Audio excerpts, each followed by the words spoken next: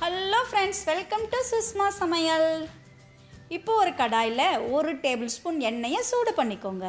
எண்ணெய் சூடானதும் 3 table spoon கடலப்பருப்பு சேர்த்து நல்லா பொன்னிறமாக வறுத்து தனியாக எடுத்து வச்சுக்கோங்க. இப்போது அதே பேனில் 1 டேபிள் ஸ்பூன் எண்ணெயை சூடு பண்ணிக்கோங்க. சூடு பண்ணிவிட்டு 2 இன்ச் அளவுக்கு புளியையும் தனியாக வறுத்து எடுத்து வச்சுக்கோங்க.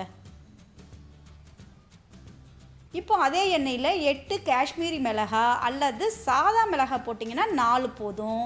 இதையும் தனியாக வறுத்து எடுத்து வச்சுக்கோங்க. இப்போ அதே எண்ணெயில் கொஞ்சமாக கருவேப்பிலையும் வறுத்து தனியாக எடுத்து வச்சுக்கோங்க. இப்போ ஆற வச்ச கடலைப்பருப்பு, வரமிளகாய், வறுத்த புளி, அப்புறம் வறுத்து வச்ச கருவேப்பிலை, கூடவே 3/4 கப் அளவுக்கு தேங்காய் துருவல் சேர்த்துக்கோங்க. கூடவே கொஞ்சமாக மல்லி இலையும் சேர்த்துக்கோங்க. தேவையான அளவுக்கு உப்பையும் சேர்த்து கொஞ்சமாக தண்ணி விட்டுக்கோங்க. தண்ணி விட்டு நல்லா நைஸாக அரைச்சி எடுத்துக்கோங்க.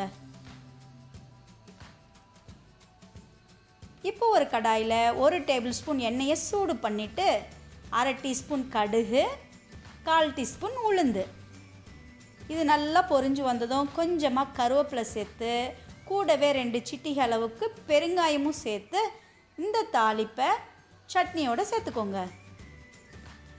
இப்போ இதை நல்லா மிக்ஸ் பண்ணிக்கோங்க.